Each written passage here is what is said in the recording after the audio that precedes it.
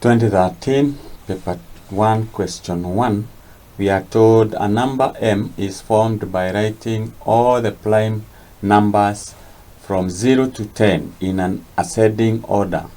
Another number n is formed by writing all the square numbers between 0 and 10 in descending order. Find m minus n. So to do that, first of all, we start with m. Our number m is, we are supposed to write the prime numbers in ascending order. So we have 2, then we have 3, we have 5, and finally we have 7. N is, we are writing formed by square numbers descending. So it means we have descending, we have 9, we have 4, and we have 1. So we have 9, 41. When you subtract, you get this is 6. You get this is 5 minus 4 is 1. And then we have 13 minus 9 is 4. Then we have 1. So that is the number that you get when you subtract n from m.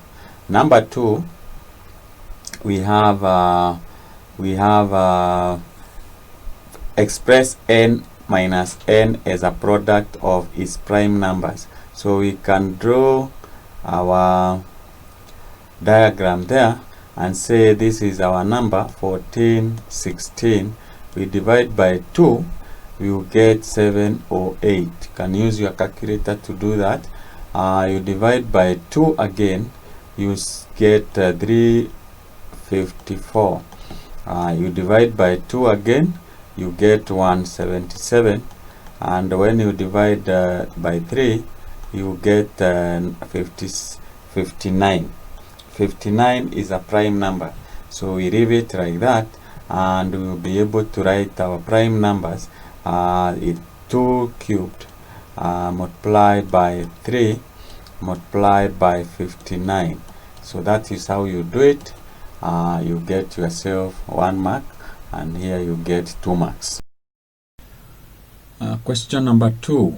The production of milk in liters of 14 cows on a certain day was recorded as follows. This is 22, 26, 2015, 19, 20, on and on, and 28. Determine the mode, B, the median. So for us to determine the mode is the data or the value that is occurring more times, or the highest times. So for us to be able to see that properly, it is good that we arrange our data in order. So we start with the lowest and then ascending to the highest. So looking at the data here, we can say 15 is the lowest. So we can start with 15. So that is 15. You mark like that so that you know which ones you have dealt with. So this is another 15. So we have another 15. I think we don't have another 15. We look for the next number. We have 16. So we have 16. Looking at that, we don't have another 16. We don't have 17. We don't have 18. We have 19. This one and this one. So we have 19. 19. So we have 20. So we have 20. We have another 20 here. 20. So you be careful not to skip the numbers. Look at 21. We have 1 here. So we have 21. I don't see another 21. We look at 22. We have that one. So we have 22. We have another one here. Another 22. Another one here. So we have another 22. We don't have any other. So from 22 we go to 23. We don't have 24. We don't have 25. We don't have. We have 26. So we have 26. We have 20, no other 26. From there we have 27. So we have 27, and looking at our values, I think we only left with 28. So that is, you arrange your data in ascending order. So that will be easier for you to identify the mode. So we say the mode, you can see 22 occurs 3 times. So the mode is a value that occurs more times. So the mode is 22, and you get yourself 1 mark. The median, because this is a simple data. So what we do is, how many data do we have? 1, 2, 3, 4, 5, 6, 7, 8, 9, 10, 11, 12, 13, 14. The median is a data that occurs in the middle. And because we have even numbers, we will take the 14 values, we will take the middle 2 and divide by 2. So we say median is equals to 1, 2, 3, 4, 5, 6. So these are the 2 numbers that appear in the middle, 1, 2, 3, 4, 5, 6. So 6 on this side, 6 on the other side. So we say it is 20, we add 21, and you divide by 2, and that should give you 20. This is 41, and 41 divided by 2, which is 20.5. So that is the median. So you get 2 marks. So you get 1 mark here for the working and 1 mark here for the answer. So that's how we work out that question. Question number 3. Use logarithm correct 4 decimal places to evaluate. So in this question, okay, in form 2 you are taught how to use logarithm. So you don't, although you have a calculator, you don't use a calculator, because the examiner will be looking at how you have applied the logarithm to be able to work out this. So in this case, we will just make a table like this. So we say this is a number, this is a logarithm. So we are supposed to get the logarithm of, we can start by 1.794. Checking from your logarithm tables, you get the logarithm of this is 0. You say it is 2538. That's a logarithm of 1.794. This is 0.038.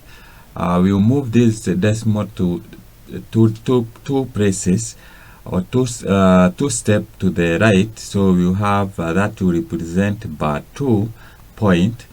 Then we get the logarithm of 3.8, which you get it is 0.5798. Now we put a line here, because it is multiplication. When you are using the logarithm, we add. When you add this 8 plus 8, you get 6. Carry 1, this is 4. So that will give you 13. Carry 1, 6 plus 7, that will give you 13. Carry 1, this is this will give you 3. So this is 8, and this will give you 0 plus bar 2, that will give you bar 2. Then we get 1 point. So we have 1.243. You get this from the mathematical tables. This you get direct, you get it is 0.0945. You put a line there, because we are dividing, we subtract. So this will give us 1. We borrow 1 here, you get 13, so that you get 9. Here it is 2, we borrow 1 here, you get 12, so you get 3. Here we had borrowed 1, so we are remain with 7, minus 0 remains 7. And here it is bar 2 minus 0, it is 2, bar 2 rather. Now, we can, what we do here is, let's just add an additional part here.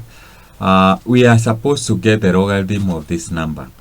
To get the logarithm of a number, the cube root of this number, then we normally divide by 3 or multiply by a third. Now, here is where the trick is. Now, bar 2 is a negative number, and the 0.7391 is a positive number. This is a mantissa, this is a characteristic. So, what we do is we modify our number. when you multiply the number, you can say this number can be written as bar 2 plus 1.7391. The reason being, if you add bar 3 plus this is a whole number 1, it will come to bar 2. So we have not changed our number. Then because we cannot divide now bar 2 with 3,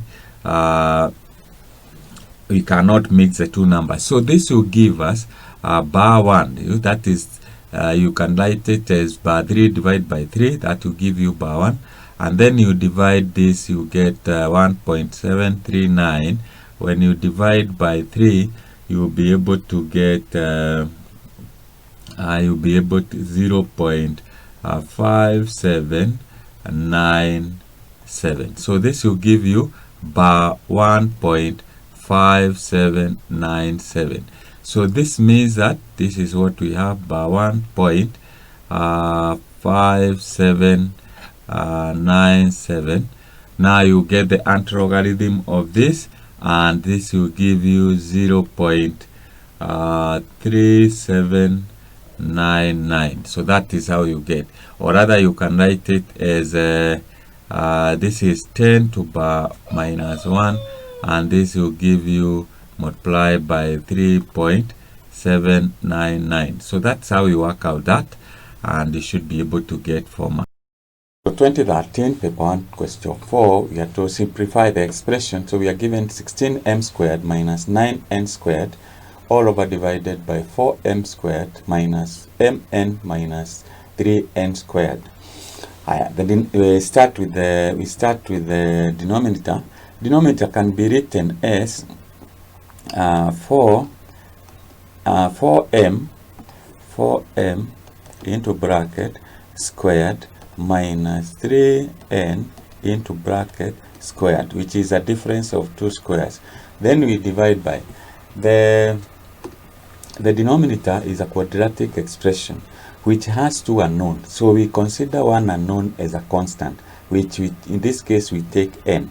So we multiply, since the coefficient of m squared is not equals to 1, so we multiply 4 multiplied by minus 3n squared, which gives you 12, which gives you minus 12n squared. Now you get two numbers. Let's say we take a plus b, should give you the coefficient of m, which is equals to minus n, since we are considering n as a constant. And when you multiply the two, a plus b should give you minus 12n squared. Now what we have, we consider the factors of minus 12, and we can say minus, let's take minus 4, and that is minus 4n and 3n. When you add minus 4 plus 3n, you get minus n. When you multiply minus 4n times 3n, you get 12 squared. So we now rewrite our expression as 4m squared minus 4mn plus 3mn minus 3n squared. So that is how you modify your expression.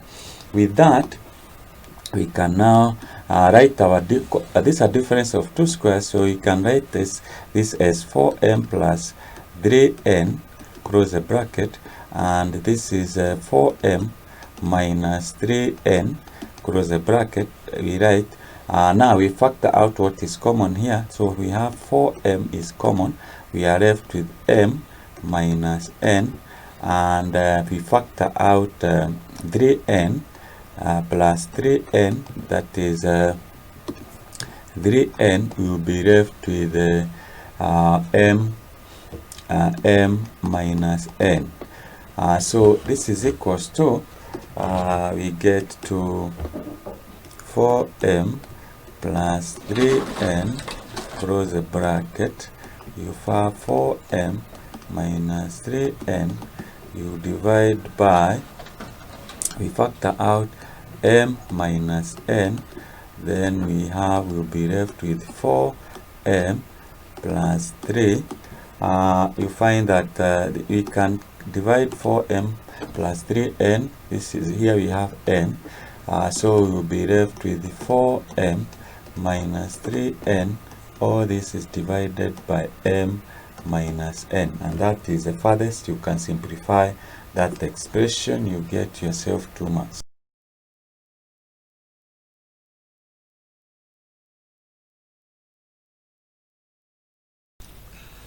Question number 5. A wholesaler sold a radio to a retailer making a profit of 20%. The retailer later sold the radio for Kenyan shilling 1,560, making a profit of 30%. Calculate the amount of money the wholesaler had paid to the radio. So we can start the reverse way. So we say we start with the retailer. So the retailer, the price that he sold was 1,560. So it means this is 130%, because he made a profit of 30%. So this means that 130% is 1,560. What about 100%? What he paid to the wholesaler? So this, you say it is 1,560. You divide by 130 and you multiply by 100.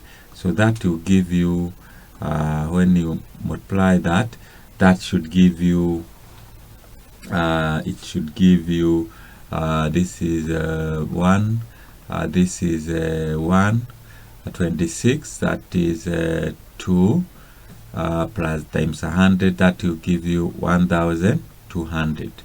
So that is the whole the retailer. They paid the 1,200 to the wholesaler. Now we come to the wholesaler. This means that 1,200 is the same as made a profit of 120%. So this is 120. So what is 100%?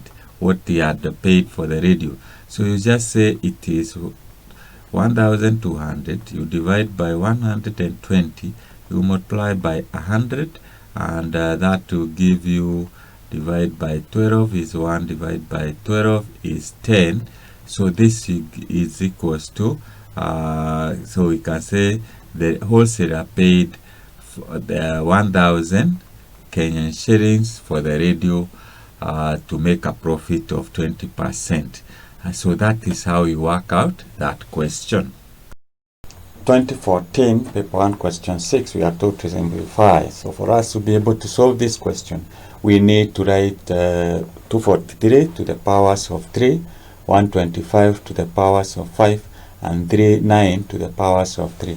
So 243 is the same as 3 to power 5. So you can close the bracket. This is minus 2 over 5, not 3 over 5. You multiply by 125 is the same as 5 cubed, which you can put inside the bracket. We have 2 over 3. All this is divided by 3 squared into bracket minus 3 over 2. So this is equals to, when you open the bracket, we have 3, we have 5 multiplied by minus 2 over 5, multiplied by 5 to power 3, multiplied by 2 over 3. All this is divided by 3 to power 2, multiplied by minus 3 over 2. So that is equals to, so here 5 divided by 5 is 1, and here 3 divided by 3 is 1, and here 2 divided by 2 is 2. So we can have 3 to power minus 2. Here we have 3 to power minus 3. So when it comes to the numerator, it will be 3 to power 3. So we add 3 there. You multiply by 5 multiplied by 2. So this is equals to 3 multiplied by, so minus 2 plus 3 is 3 multiplied by 5 squared, that is 25, and that should give you 75. So that is how you work out that, and you get yourself 3 marks. So question number 7. Cherimo's clock loses 15 seconds every hour. She set the correct time on the clock at 0700 hours on Monday. Determine the time shown on the clock when the correct time was 1900 hours on Wednesday the same week. So this is the 12-hour clock system, and we need to know the number of hours that were there from Monday at 0700 to Wednesday at 1900 hours. So just to simplify that, we can say this is the time the clock was set. That was on Monday. So it means on Tuesday at 7:00, from Monday, those are 24 hours, that up to Tuesday, these are 24 hours. Then from Tuesday, 7:00 to Wednesday, 00, those are another 24 hours. These are hours. Then if you from 7 to 19 the same day, it means that we can be able to get the hours here, and we say it is 1900. You minus 0700. This will give you 2. Those are 12. So it means at 1900 hours. This is time, 24-hour system. The same Wednesday, you have 12 hours. So if you total the number of hours, 24 plus 24 is 48, plus 12, you get 60 hours. Because she's losing 15 seconds every hour, it means for 60 hours, she will lose, multiply by 15, this will be 900 seconds. So to convert this to minutes, you can divide by 60. You find this is 15 minutes.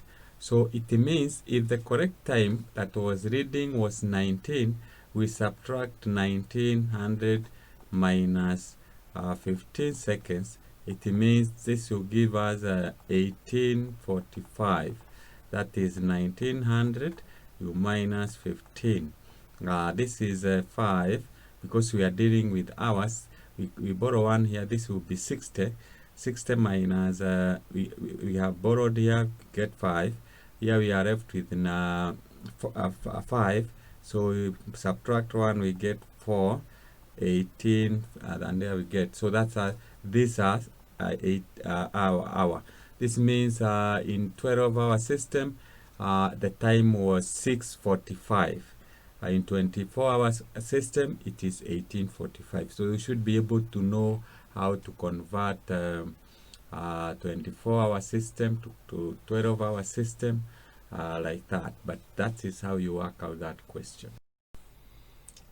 Question number 8, given that sine x plus 20 degrees is equals to minus 0.7660, find x to the nearest degree for 0 less than or equals to x less than or equals to 360. Now, you get 3 marks. So if we are given that sine x is plus 20 is equals to minus 0.7666, if we use a unit circle, let's take a sample here. We divide into 4 parts. Then we have all trigs, we have arc, that's what we call arc. We find that in the first quadrant, all trig ratios are positive. Second quadrant,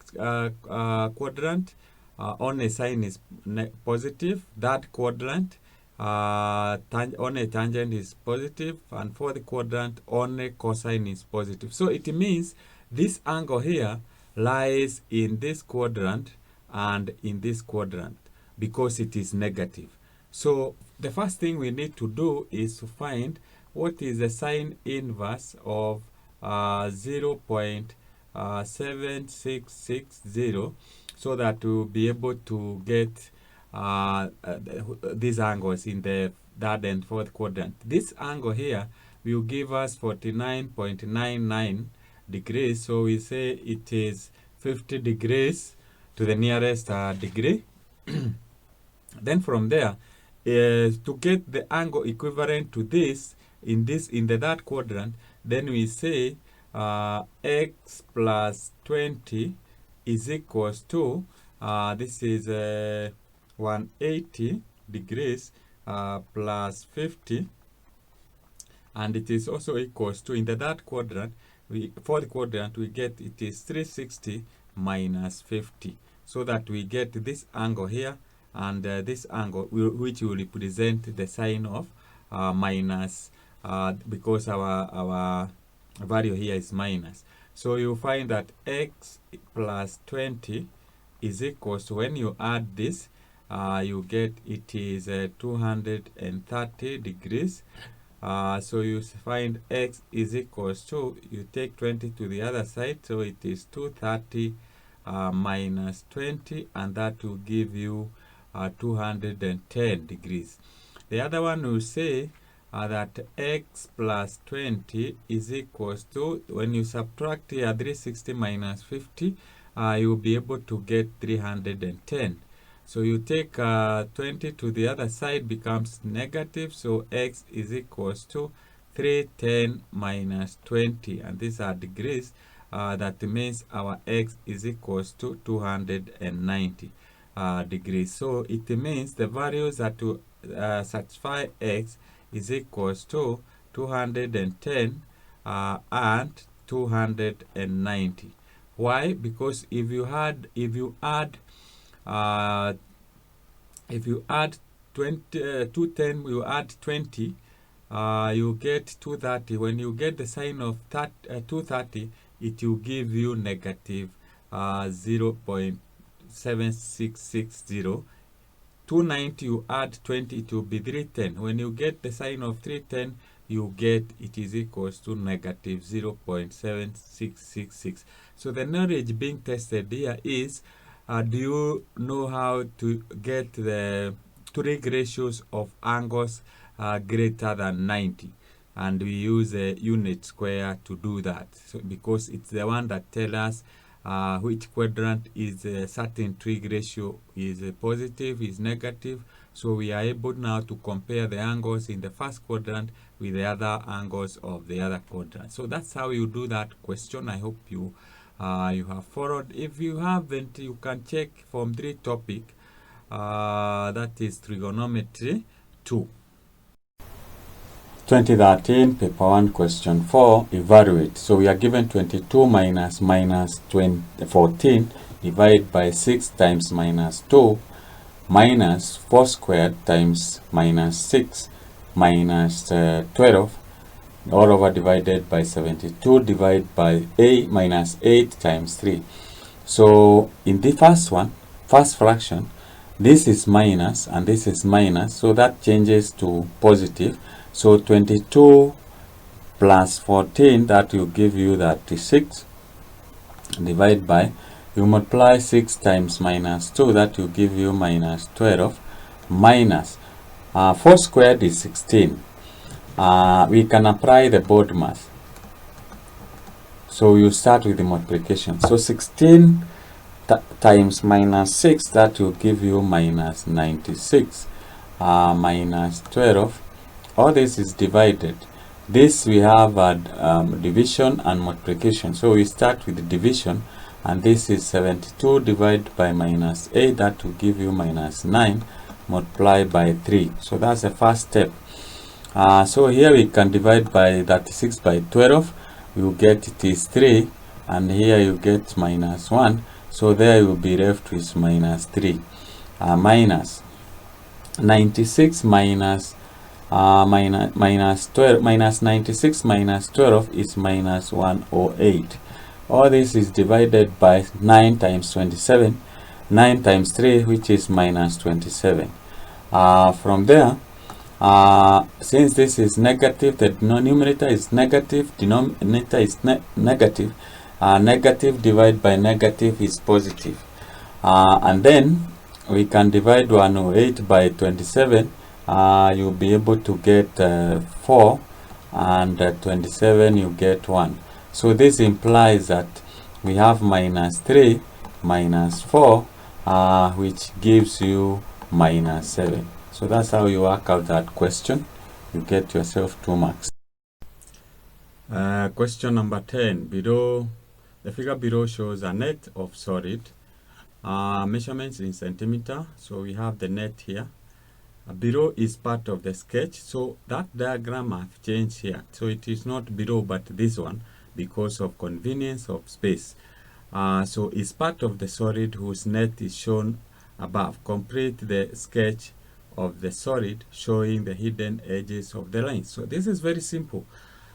We can see we have been shown the part of the solid that is to be formed. And actually, if you look at this side, it is this side which has been turned up. So it means that if we turn up this side, then we will have that side will be like that. Then we open this one, we fold this one so that it lies here. That means that we have that is that. So we have the hidden line here of this part here. That is where we have 3. And then we fold this one upwards so it covers the back side of this solid. So that, and we have the other hidden part here. So this means that because this is taking this side, so the height here is 3 centimeter. This is 3, that is 3 centimeter, and this side is the one lying here, so it is 5 centimeter, the same as this one. This is 3 centimeters. So that is the solid that is to be formed by this net. So we can complete that the way we have done. So you did nets in form 1. So this should be very easy for you. You get 3 marks. This is like what we call free marks, because I don't expect you to fail to be able to form this kind of solid, or for given the net to form the solid required. So that's how you were supposed to work out that question. 2013 paper 1 number 11, we are told the interior angles of an octagon are 2x 0 degrees, a half x degrees, x plus 40 degrees, 110 degrees, 135 degrees, 160 degrees, 2x plus 10 degrees, and 85 degrees. Find the value of x and you get yourself 2 marks. So here we need to, first of all, an octagon is an 8-sided figure. So it is 8-sided. We need to know the total of the interior angles. So what we do is, since it's at 8-sided, we divide 360 degrees by 8. We get it is equals to 45. So that is the angle at the middle or the center, and it is equivalent to the exterior angle. So the interior angle is equals to 135 degrees. So once you know the interior angle, we multiply 135 degrees multiplied by 8. We should get the interior angle should be total to 10. That is equals to 1080 degrees. This means that when you add all the angles, you should get 1080. So we say this is 2x plus a half x, these are degrees, plus x plus 40, these are degrees, plus 110 plus 135 degrees plus 160 degrees plus 2x plus 10 degrees plus 185 degrees. So this gives you, when you add up all that, first of all we add the x's. So 2x plus x, that is 3x, plus 2x, that's 5x, plus a half x, so that gives us a 5. So we this should give us, before we do that, it should give us 1080. So we add the right terms, 2x plus x, that is 3x, plus 2x, 5x, plus a half x, that is 5.5x,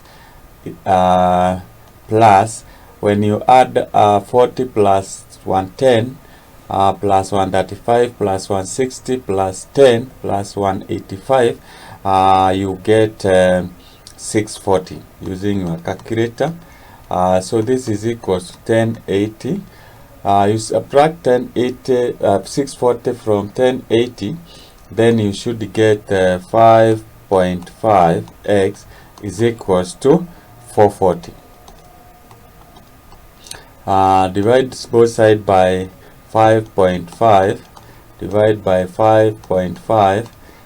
So once you divide like that, then you should be able to get 5.5 divided by 5.5 is 1.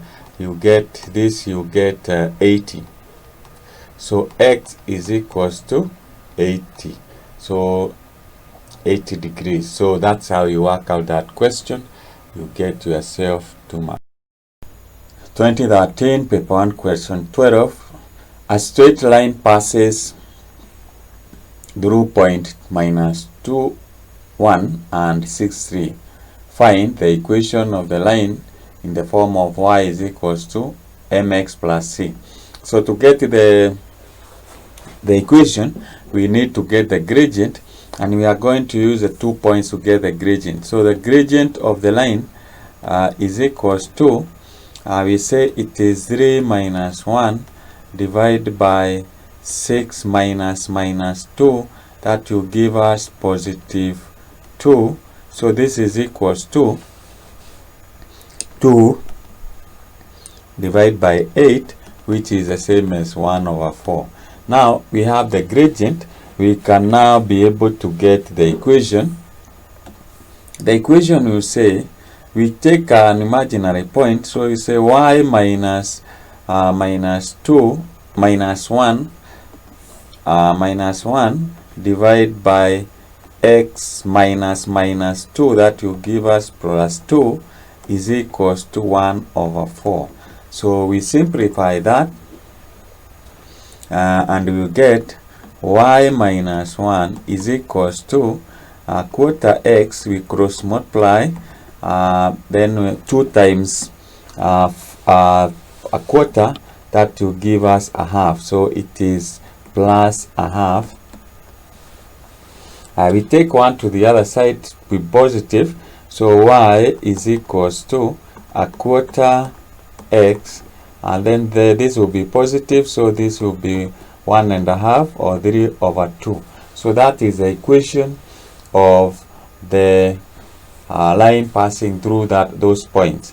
Part B, we are required to find the gradient of the line perpendicular to the line in A, and we know that 2 lines which are perpendicular, if you multiply their gradient, so we multiply by the gradient of the perpendicular line, gradient 2 should give us -1. So it means gradient 2 is equals to, we multiply by 4 both sides, -1 multiplied by 4/1 is equals to -4.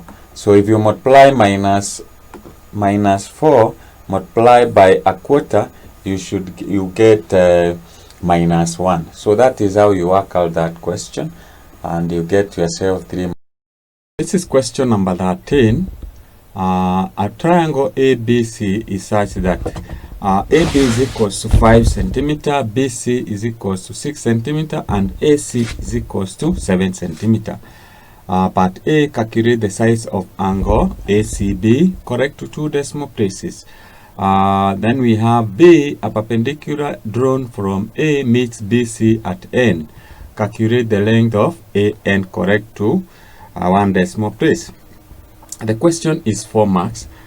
So for you to be able to work out this question, it is good that you make a sketch of the triangle. So this is a sketch that I'm going to use. So I'll label this is A, that is B, and that is C. So AB is 5 centimeter, BC is 6 centimeter, and AC is 7 centimeter. We have that information given. Part A, we are required to find angle ACB. ACB is this angle, which we can call theta. For you to be able to get this angle, given the three sides, you can apply the cosine rule. The cosine rule, what we do is, we have this is vertex A, we label the opposite side to be A, that is small a, this side to be B, and the side opposite to C is C, small c. So with that, for us to get this side that is C, the side opposite the angle C, we say that C squared is equals to this side, that is A squared plus B squared minus 2AB, the cosine of C, which we have said it is theta. Now you can rearrange this equation and this rule and make cosine theta the subject of the formula. So you can take this C squared to this side, and you take 2AB sine cosine theta to the other side. So we have 2, this will be 2AB, the cosine of theta is equals to, when C squared goes to the other side, becomes negative. So we have A squared plus B squared. Now we minus C squared. Let's divide both sides by 2AB to have a cosine of theta on one side, 2AB. So this means we can cancel that, divide that. So we have cosine of theta is equals to A squared plus B squared minus C squared divided by 2A. Now all this we have, so we just substitute. So we have the cosine of theta is equals to, our A is 6 squared, our B is 7 squared plus 7 squared minus our C is 5 squared. You divide by 2, multiply by A. Our A is 6 and our B is 7. So you can use now your calculator, which you find this is 36 plus 49 minus 25. You divide by 7. This is 12 times 7 is 84. So when you divide that, you get it is equals to 60 divided by 84, which gives you, when you divide that, you get it is 0.7143 using a calculator. That means the cosine of theta is this. So you get the cosine inverse of cos inverse of 0.7143. You get theta is equals to 44.42 degrees. Since you have a calculator, you are allowed to use a calculator to get that. Now with that, that is the answer for part A. So we go to part B. A perpendicular is drawn from AC, from A to meet BC at N. Calculate the length of AN. So this is that perpendicular which we can drop here. Perpendicular means it makes an angle of 90 with BC, and therefore since we already have this side and this, we have the angle. We can just say the sine of we can use the sine of angle 44, which we have calculated, 44.42 degrees is equals to, that is the sine of this angle is opposite. Our opposite is AN. You divide by the hypotenuse, which is 7. So it means AN is equals to 7, the sine of 44.42 degrees, which you can now use your calculator, and you'll be able to find AN is 4.9, and this is to 1 decimal place. So that is how you work out that, and you get 2 marks. So here you get 1 mark there, and 1 mark for the answer. Here you get 1 mark for the answer and 1 mark for the method. So that is how you work out that question. I hope you have followed. So when you are doing it in an exam room, you should be faster, because I'm just explaining how to go about it.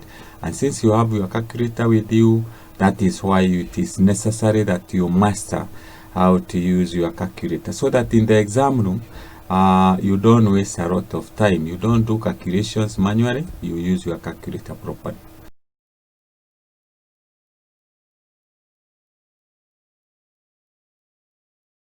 Question number 14. A cylindrical pipe 2.5 meters long has an internal diameter of 21 millimeters and an external diameter of 35 millimeters. The density of material that makes the pipe is 1.25 grams per centimeter cube. Calculate the mass of the pipe in kilograms. You take pi to be 22/7. Now, we have the pipe here, so maybe it is important that you make a sketch so you can be able to see what is required for you. So let's assume that the pipe, so we have the internal and external diameter, so that's our pipe. So we need, so it is 2.5 meters. So we have this is we can call this is R. So let's call that is R, and the other one we call it the capital R. So to find the volume, first of all, we know that mass is equals to volume multiplied by density. Because we have density is equals to mass over volume, so you cross multiply here to get the mass. So we need to get the volume of this, and the volume of this, because we have a hollow at the center, what we need is to get the volume of the material that makes the pipe. And to get the volume, we say it is a volume, so we say volume is it is equals to pi r squared. That is the volume of the area of the outer circle.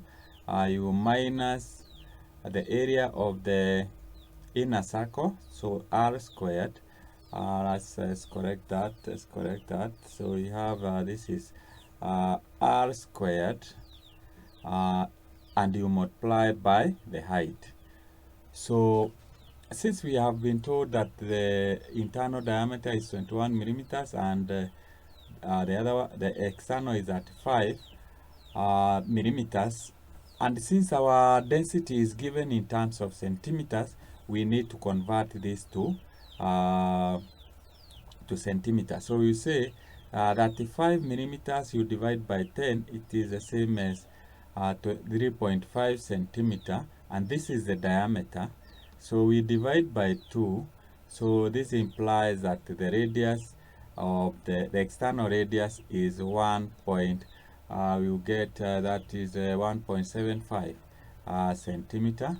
The same case applies to the inner diameter. So it is 2.1 divided by 2 is equals to, this implies that the radius, which is we have said we denote by a small r, is 1.05 centimeter, and therefore we can be able to get the volume.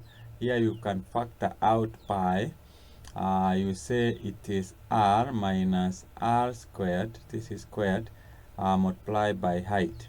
So this is equals to 22/7, that is a pi, you into bracket, this will give you 1.75 squared minus the radius, small radius squared, 1.05 squared, across the bracket, and we are multiplying by height.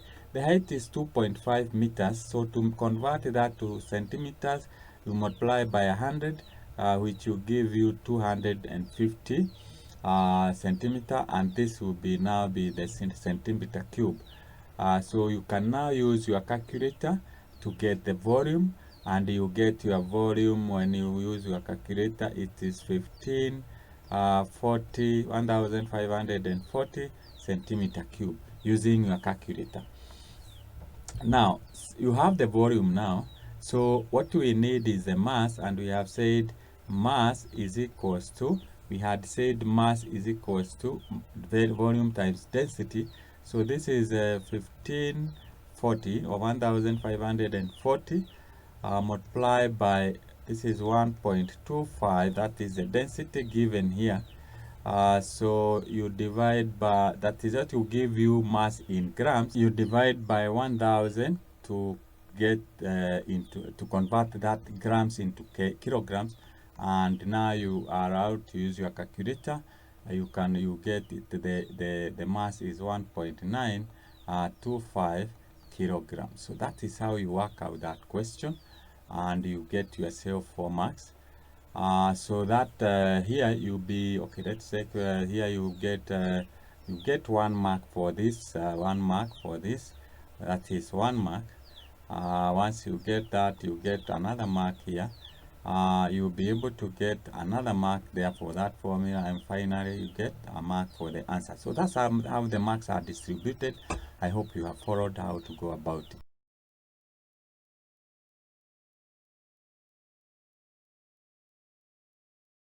Question number 15. The figure below represents a pentagonal prism of length 12 centimeter. The cross section is a regular pentagon of side 5 centimeters. So we have our diagram here. Calculate the surface area of the prism correct to 4 significant figures. Well, for us to be able to do this, hey, first of all, we are told it is a regular pentagon, it's a prism. So it means that we can divide this into triangles, the isosceles triangles, which are at the center, which coincide at the center. So it means we can be able to get this angle because we can divide 360, the whole of this angle. You divide by 5 triangles, that will give you 72 degrees. These are degrees. So it means this angle here is 72 degrees. Once we have that, because it is an isosceles triangle, we can get this angle here, and that will be 180 minus 72. You divide by 2, and that should give you that is 108 divided by 2, which gives you 54. So this is angle 54. So what we need to do here is to get the area of one triangle, multiply by 5, multiply by 2 because of the other side, and that will be the area of the two sides. Then we calculate the area of each rectangle here, which is 5, width is 5, length is 12. We multiply by 5, and that will give us the surface area. So we need to drop a perpendicular here, so that we are able to get the area of this triangle here, which we will say, if we call that is the height, so we can say the tangent of angle 54, this angle is the opposite, which is the height. You divide by the adjacent, and the base is 5, so this side is 2.5, half of it 2.5. This implies that h is equals to, that is the height of that triangle, is 2.5 multiplied by the tangent of 54 degrees. When you do that, you use your calculator.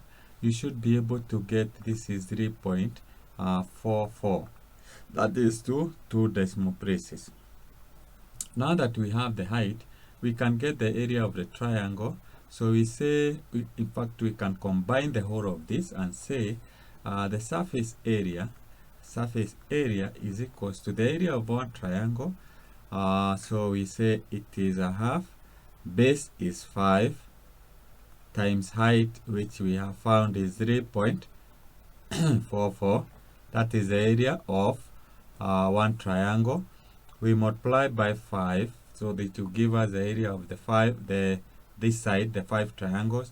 We multiply by 2 because of the other side, so that will give us the area of the two sides which are pentagonal. Then we add the area of the sides which are triangles, rectangles rather, sorry. So it is 5 multiplied by 12. That is the area of one side, and because they are 5, we multiply by 5. So that will give you the surface area. Because you have a calculator, you can be able to do that. Let's say we can divide that 2 here. So you use your calculator, multiply 5 multiplied by 3.4, 4 multiplied by 5. When you do that, you should be able to get 86.02 using your calculator, plus you multiply this. This will give you 300. So it means the total is equals to 386.02. This is centimeter squared. And because we are told to express our answer to 4 significant figures, it means this is equals to 386.0 centimeter squared. So that is the surface area of this figure.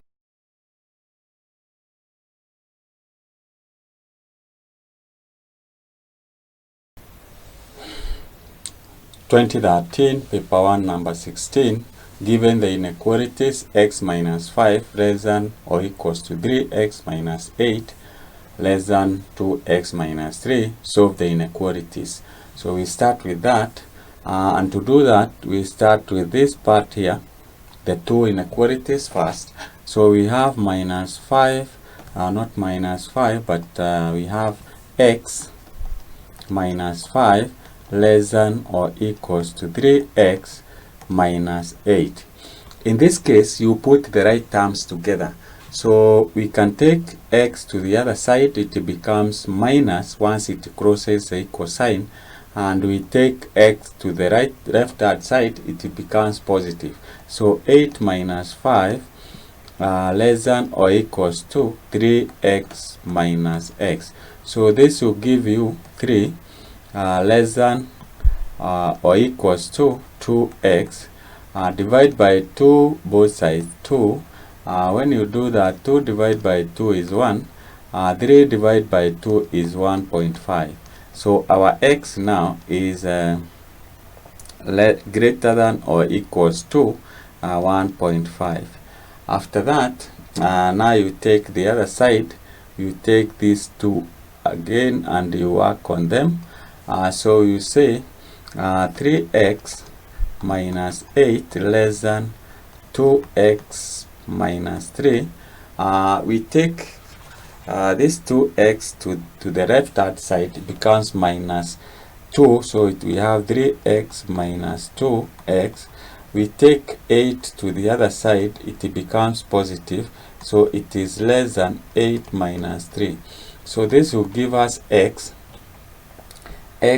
less than, that is x less than, this is 5.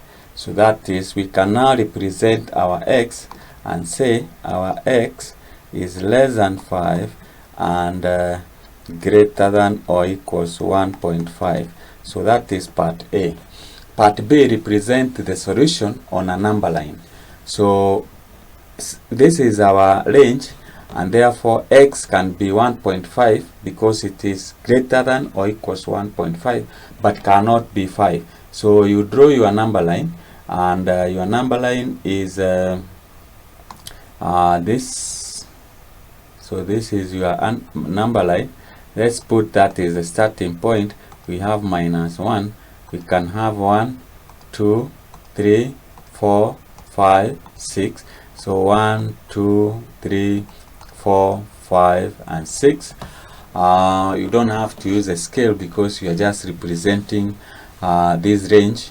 So x can be 1.5. So what we do is we mark 1.5. 1.5, it is inclusive. So you shade a small circle there, and x cannot be, it is less than 5, so it's not exactly 5. So you use unshaded circle, and this is the range. This is how you represent that on a number line. So that is correct, and you get yourself 1 mark, the total of 3. 17. This is the first question in section 2, which consists of 8 questions. You are supposed to choose 5 out of 8. So each question is 10 marks. And when you are doing this, ensure that you go through all the 8 questions, mark the ones you can be able to work out to get maximum marks or full mark in each question, and then you start working on the questions that you have selected depending on which area you are comfortable with.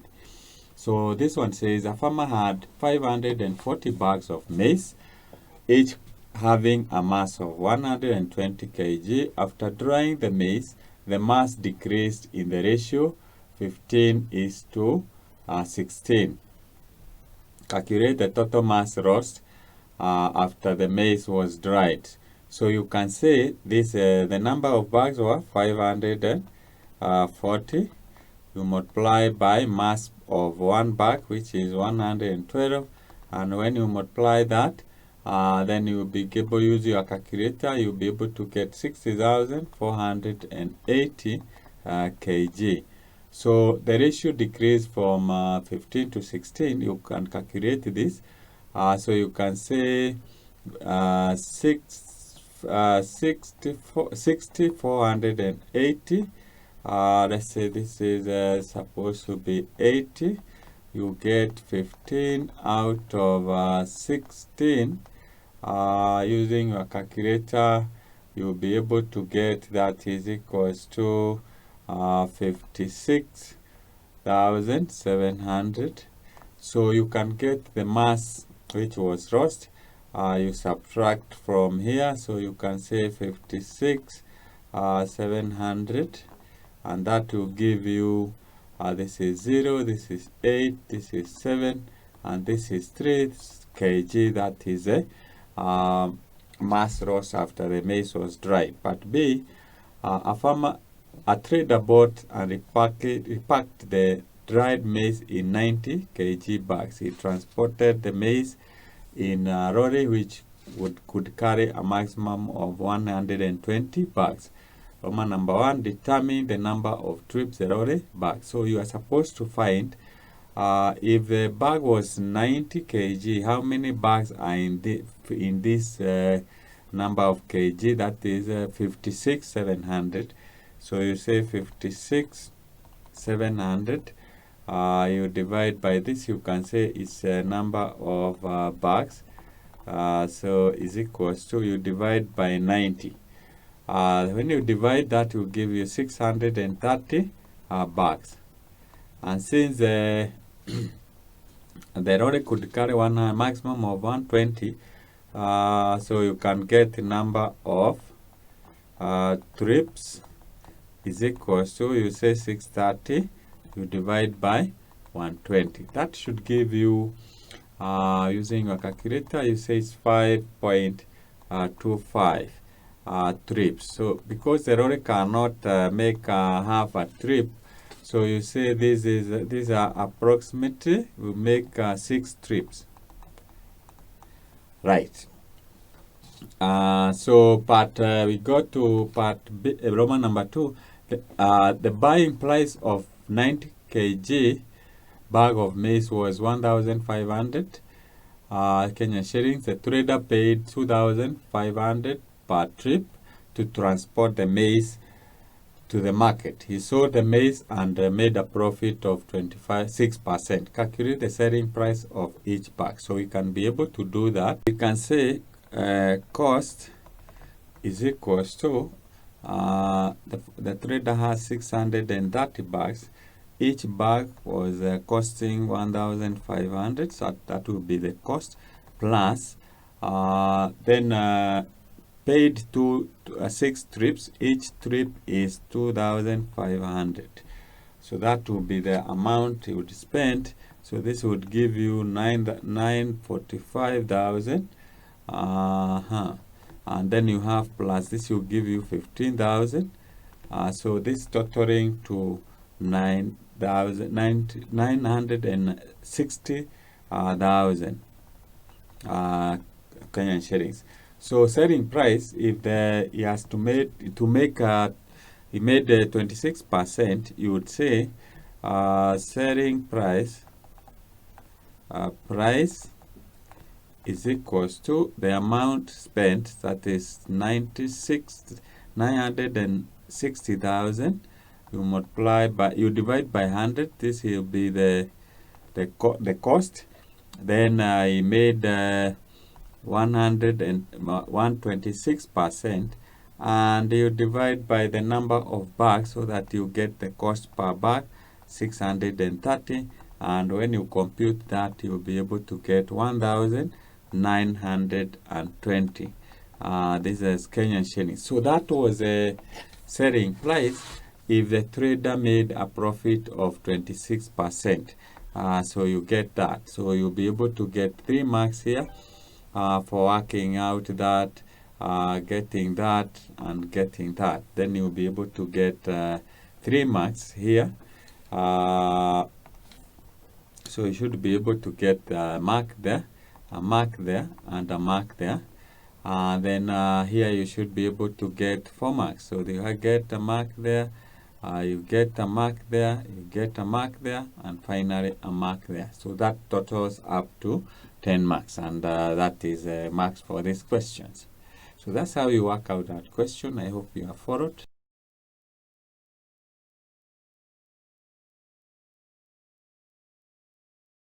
So number 18, we are told solve the equation x plus 3 over 24 is equals to 1 over x minus 2. So what we need to do here is to cross multiply, and so we write x plus 3, and we cross multiply by x plus minus 2, rather. Minus 2 is equals 24 times 1 is 24. You open the bracket, you'll be able to get x squared minus 2x plus 3x, and then we have minus 6 is equals to 24. Put the right terms together. So this will give you x squared minus 2x plus 3x will give you plus x. Then you bring 24 to this side, becomes minus, so the minus 24 minus 6 becomes minus 30 is equals to 0. This is a quadratic equation, so we can write this quadratic equation, solve it by factorization method. So we can rewrite the equation x squared plus 6x minus 5x minus 30 is equals to 0. You look for two numbers such that when you add them, you get 1. That is 6 minus 5 is plus minus 5 is 1. 6 times minus 5 is minus 30. So this will give you the factors x into bracket x plus 6. Here you factor out minus 5, you get x minus plus 6, because when you open the bracket, you still get the same, you get 0. So you factor out x plus 6. This you'll be left with x minus 5 is equals to 0. So we say x plus 6 is equals to 0, or x minus 5 is equals to 0, implying when you take x to the other side, x is equals to minus 6, or we say we take minus 5 to the other side, becomes positive, x is equals to 5. I'm just following the whole process so that you understand. Otherwise, during the exam, you can skip some of the steps here. For example, you can write directly the factors here. From this x squared, you can get to this, and you solve it like that. So we go to part B. The length of a floor of a rectangular hall is 9 meters more than its width. The area of the floor is 136. Calculate the perimeter of the floor. Now, to be able to do that, I always say it is good to make a sketch of that, so that you can be able to see properly. So we are told that the length is 9 meters longer than its width. So as we say, the width is x centimeter, the length is x plus 9. So the area is x multiplied by x plus 9, and we are given the area is 136. So we can say x plus 9 is equals to 136. That will give you the area. So you open the bracket, you'll be able to get x squared plus 9x. You bring 136 to this side, it becomes negative, so it will be 136 is equals to 0. It is a quadratic equation, and like I have said above here, we can just get to the factors x minus 8, and we have x plus 17 is equals to 0. If you are not able to get that, you can use 136. So you can say 136 to get the factors. So 2, you get 68. You get 2, you get 34. We need 2, we get 17. So you find this is 8 times 17. When you multiply, you get minus 136. So you can use minus 17 plus 17 and minus 8. So that is how we are getting that. So from there you get x is equals to, you take 8 minus 8 to the other side, you get 8, or x is equals to minus 17. But here we are talking of length, so length cannot be negative, so we ignore that and we say then this x is equals to 8. And since we are required to find the perimeter is equals to, you say it is 2 length times plus width. So it is already, we got our width is 8. So 8 plus you add 8 plus 9, you get 17. So this will give you 25. 25 you multiply by 2, you get 50 centimeters. So that is how you get the perimeter. Then we go to Roman number 2. A rectangular carpet is placed on the floor of the hall, leaving an area of 164 meters squared. If the length of the carpet is twice its width, determine the width of the carpet. It is good to make a sketch always to see what you are working on. So that is the room that we have. Let's say that is the carpet.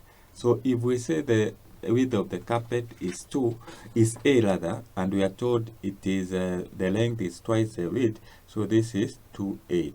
Now that we have been given the area, that the area that has been left is this area, the one outside the carpet, is 64. So because we already know the area of the room is 136 meters squared, and the area left is 64, we can get the area of the carpet. So we say area of the carpet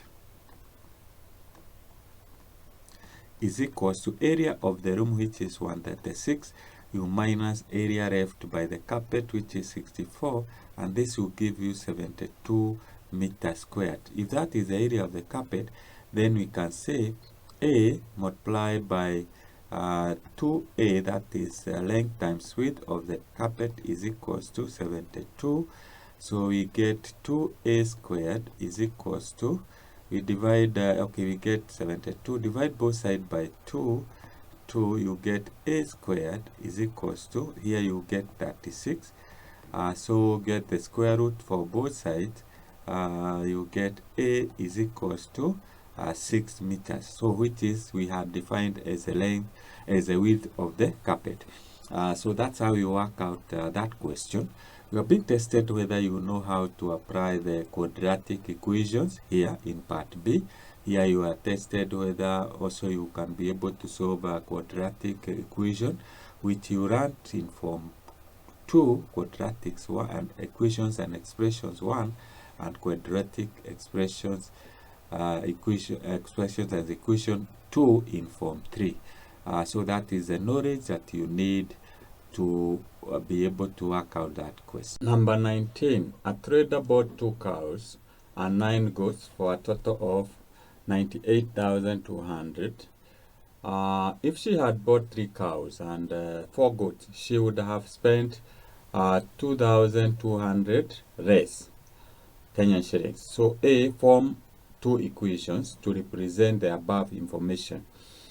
What this means is that he bought 2 cows, 9 goats to have spent that. So if he bought 3 cows and 4 goats, he would have spent 2,200 less. So we get the much he would have spent. So it is 98,200. You minus, we have 2,200. So this will give you 0, 0, 0. This will be 696. So he would have spent 96,000.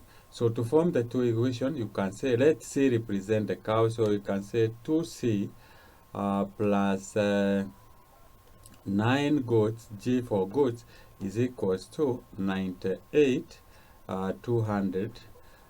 Then we have, if we had bought 3 cows, plus how many goats? 4 goats.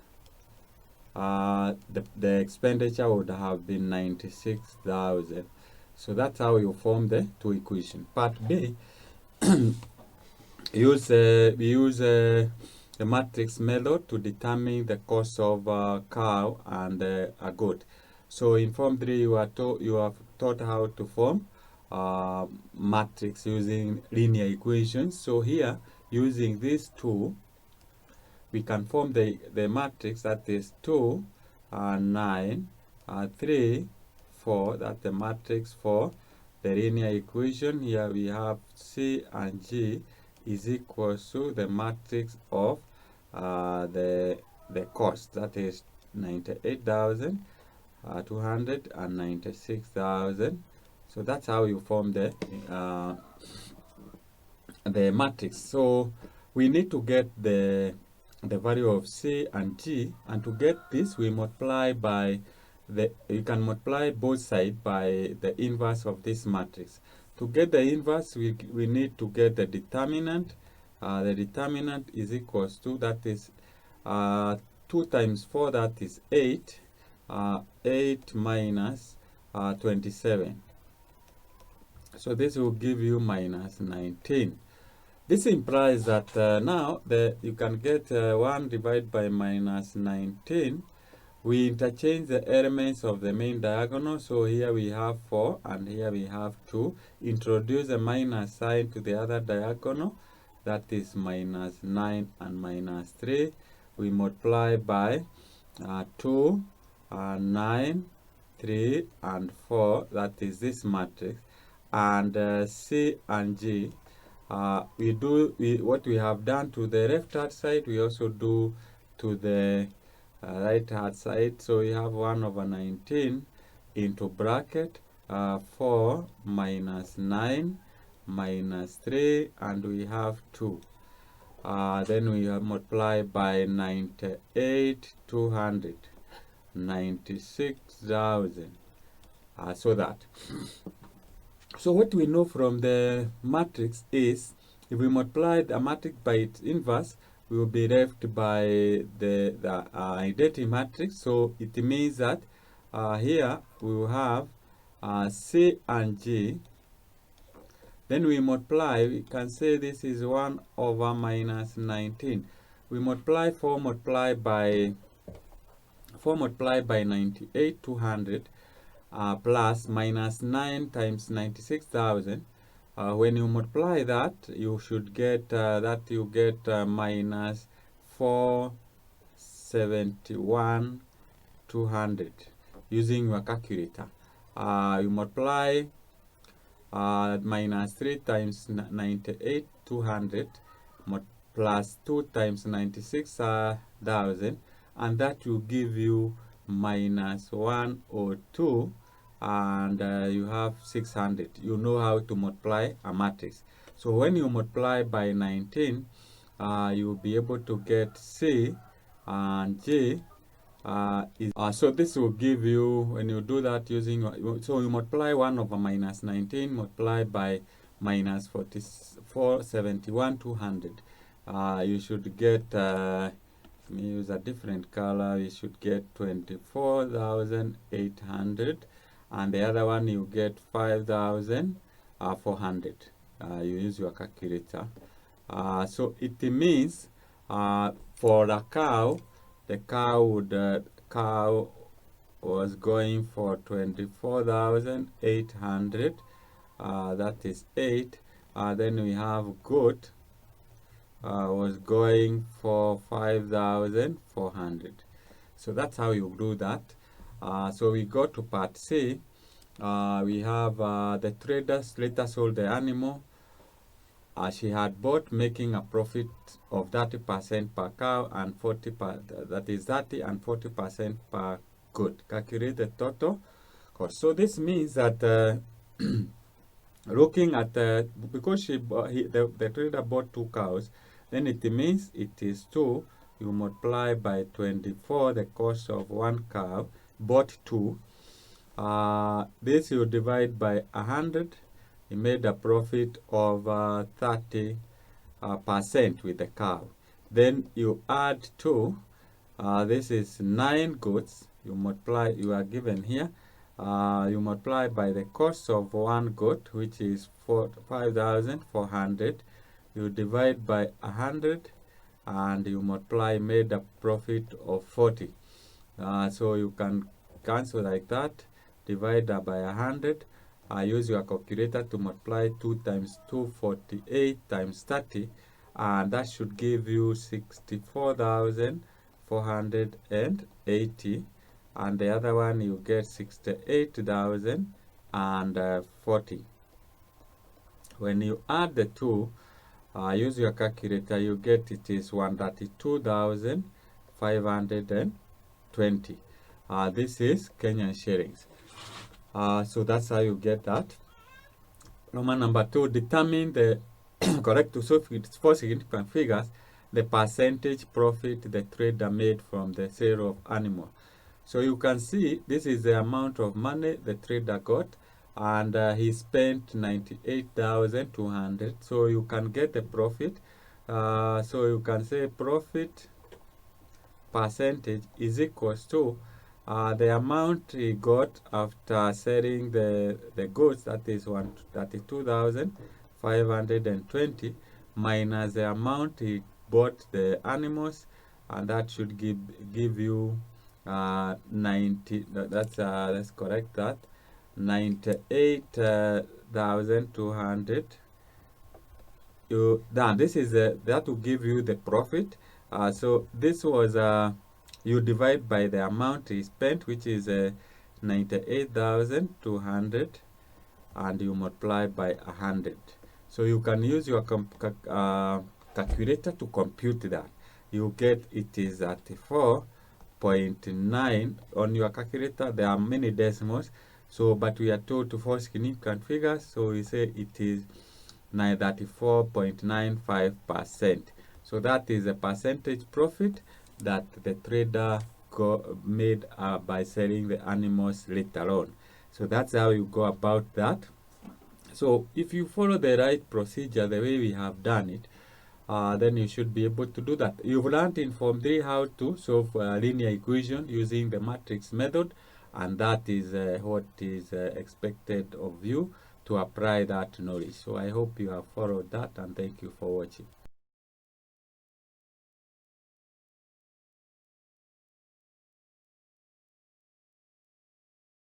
So here we have question number 20. 2 towns A and B are 80 kilometers apart. Juma started cycling from town A to town B at 10 a.m. at an average speed of 40 kilometers per hour. Mutuku started his journey from town B to town A at 10:30 a.m. and traveled by car at an average speed of 60 kilometers per hour. Okay, so A, calculate, Roman number 1, the distance from town A when Juma and Mutuku met.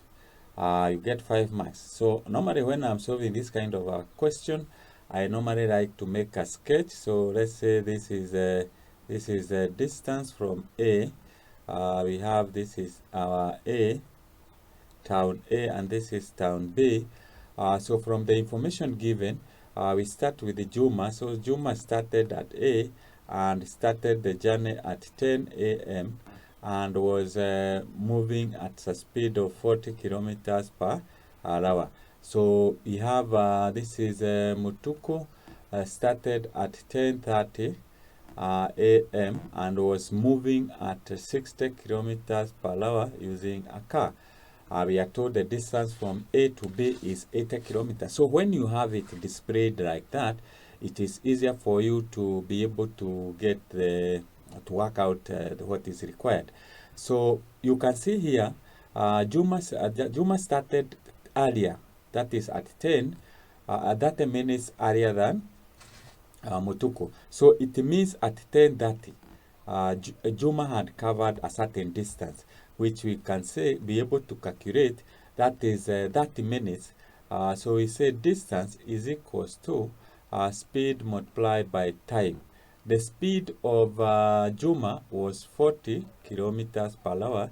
Time is half an hour, so just half an hour, and that will give you 20 kilometers. So it means, but by the time Mutuku was starting the journey, Juma had already covered 20 kilometers. And you see now, the distance from A to B is 80 kilometers as we are told. So we have 60 now remaining. So let's say they met at point M. So it means that if we say that is our X, that is from this point here to where they met, then this means that this will be 60 minus X. Then the other very important concept here is the time that Juma took from this point, that is after 20 kilometers, to the meeting point is the same time Mutuku took from B to the meeting time. That is very important when you are solving this kind of question. So we say, how do we get time? We normally say time is equals to distance over speed. So it means since the distance covered by Juma is x to the where they met, you divide by speed, which is 40. It is the same as the distance covered by Mutuko, that is 60 minus x. You divide by the speed, which was 60 kilometers. So once you get x, then you'll be able to work it out. So here you say cross multiply. So this implies that 60 multiplied by x, that will give you 60x, is equals to 40 multiplied by 60. That will give you 2,400. You minus this is what? This is 40x. So you take 40x to this side, becomes positive. So we have 100x is equals to this is 2,400 divided by 100x is equals to 24. So to the meeting point, which is M, and Juma had covered 20, so it means they met at 40 plus that is 20 plus 24, that will give you 44 kilometers. So this means this is 20 plus 24, that will give you 20 kilometers. So let's go to part Roman number 2. Roman number 2, we are told the time, to calculate the time of the day when the two met. So the time they met at M. We need to find, for us to get time, we say time is equals to distance over speed. You can work it in two ways. You can find the time Juma took from A to M because we know the distance is 44, 20 plus 24, and we divide by the speed. Once you get that time, you add to 10:30, that is 10 a.m. Alternatively, you can get the distance covered by Mutuko, which is 60 minus 24, or 80 minus 44, which will give you 36, and you divide by the speed of Juma, then you add to 10:30. So, but okay, I'll just use one. I use Juma. Juma had covered 44 kilometers. You divide by the speed, which is was traveling at 40 kilometers per hour. So when you divide this, you get this is 11 over 10. This will give you 1.1 hours. 1.1 hours, this means it is equals to, if you divide by, that is, you get in 0.1, so this means it is 1 hour. Then we have 0.1 of 60, so 60 multiplied by 0.1, that will give you 6. So it is 1 hour 6 minutes. So this is the time that Juma took up to the time they met. So it means since Juma had started at 10 a.m., they took 1 hour 6 minutes. So 6 minutes. So you add, you get 6, you get 0, you get 11. So they met at 11 a.m. That is when they met with Mutuku. So we go to part B. Kamau started cycling from town A to town B at 10:21. He met Mutuku at the same time as Juma did. Determine Kamau's speed. How do we calculate the speed? Speed is equals to distance over time. So this means that by the time Kamau met Juma, or met Mutuku, at that same point where Juma met Mutuku, he had covered 44 kilometers. You divide by since Kamau met Mutuku at the same time as Juma, and Kamau started at 10:30, so you can say the time they met, that is 10:30. They met at 11:06 a.m. Kamau started at 10:21. So you can get the time Kamau took to cover that 44 kilometers. So this is 5, 6 minus 1. This is, we borrow 1 here. So we have 6 here. So here it is 4. Remember, when you are subtracting time, when you borrow 1, you get 60 minutes. So you add here. So these are 66 minutes. So here it is 0. So this means 45 minutes. 45 minutes in terms of hours, it is the same as 3/4 of an hour. So this is equals to, you can say it is 44. You multiply by 4 divided by 3, which will give you, you use your calculator, you get, this is 176. You divide by 3, and this will give you 58 kilometers 2/3, or you can say 58.6 kilometers per hour. Kilometers, because we are looking for speed, kilometers per hour. But when you use decimal, remember you have approximated or rounded off or written in there. So this is the exact speed. So that is how you work out that, and you'll be able to get the 3 marks here. So for that, that is for the formula, getting the correct time, that will give you for the 3 marks. Here you get the time there, and working out this, that will give you a mark. Here you get 5 marks for getting the speed, that speed, working on that, and finally getting the answer. So that is how you work such kind of problem.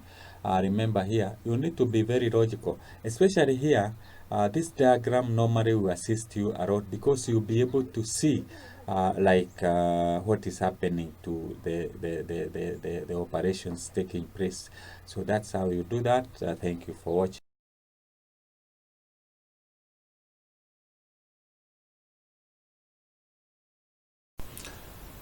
So question number 21.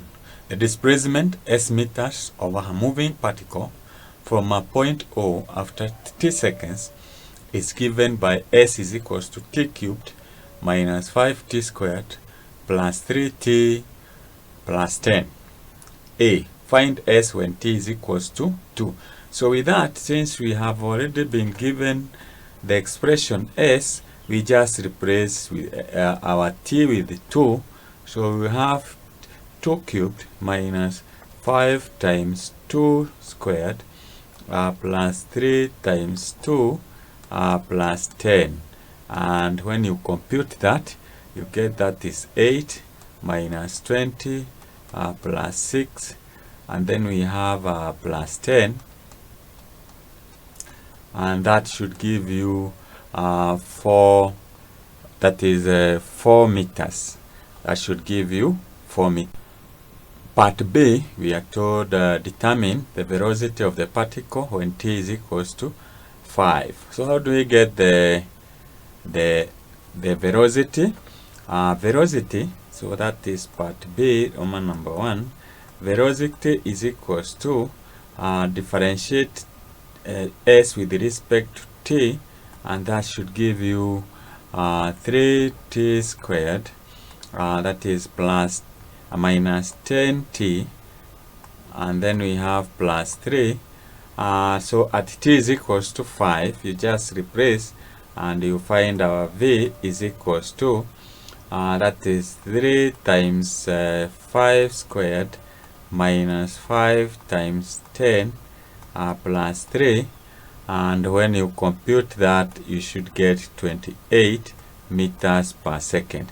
So that is the velocity. Then we have part Roman number 2, which we are told the value of t when the particle is momentarily at rest. So at rest, it means that dv over dt, that is dv over dt is equals to 0, and therefore that is the velocity, and this should be ds. So that is ds, so it means 3t squared minus 10t, then we have plus 3 is equals to 0. This is a quadratic equation, and when you factor out, you get 3t, then we have minus 1, and you have t minus 3, implying that t is equals to a third, or t is equals to 3. T is equals to 3, not 0. So t is equals to 3. And finally, we are told find the time, the time when the velocity of the particle is maximum. So at maximum, it means dv over dt is equals to 0, and therefore this is acceleration. When you differentiate velocity, then you should be able to get 60 minus 10, that is, you differentiate, this will give you 2 times 3 is 6, and t minus 10. So if this is equals to 0 at maximum, then it means 60 is equals to 10, implying that t is equals to 10 over 6, which is equals to 1, and that is 2 over 3. So that's how you work out that question, and you get yourself 10 marks.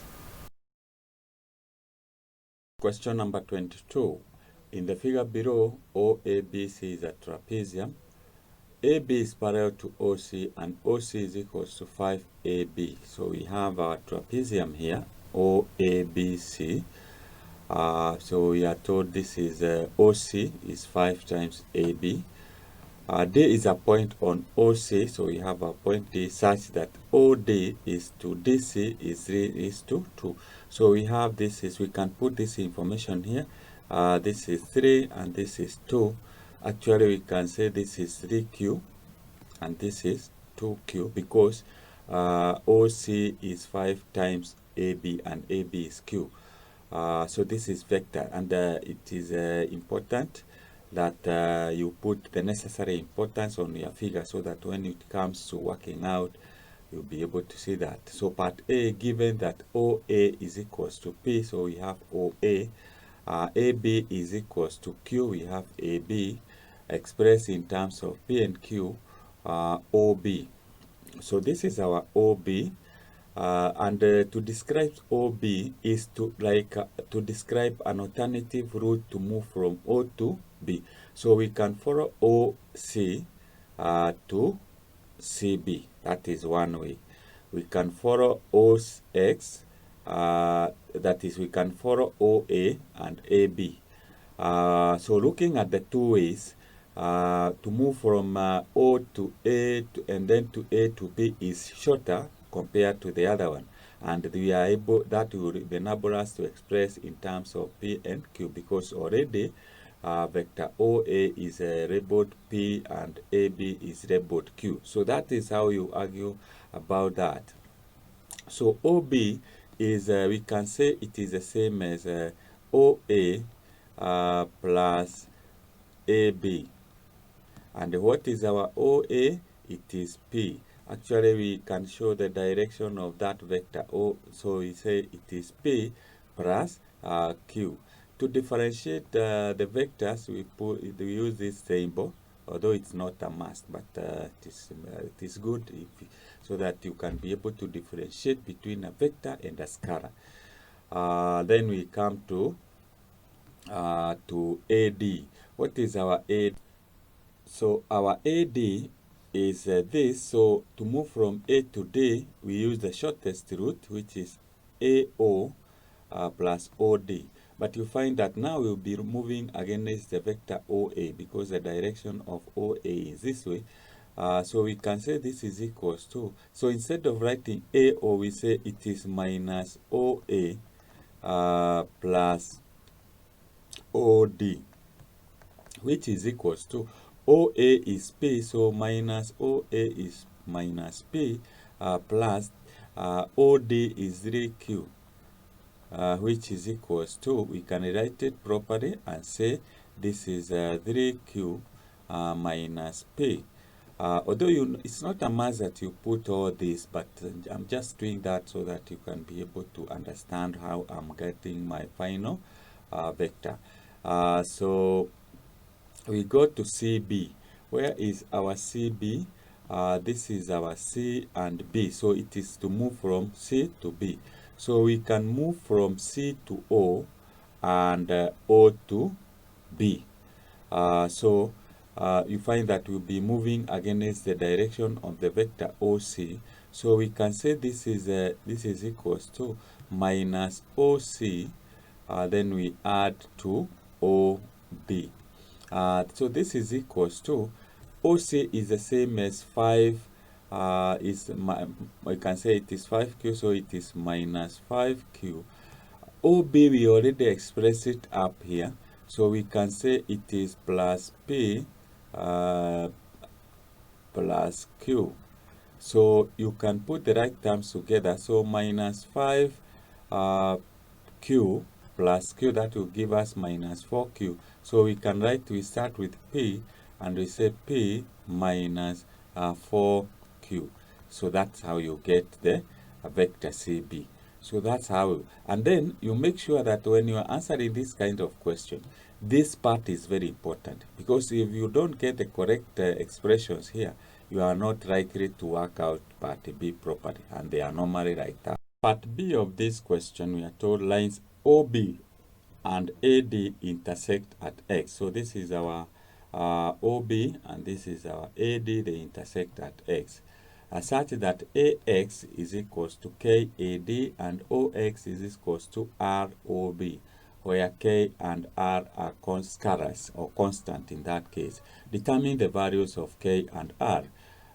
So to be able to do this, okay, let's first of all put the necessary information. We are told AX is equals KAD. So we can put our K here, and this is 1 minus K.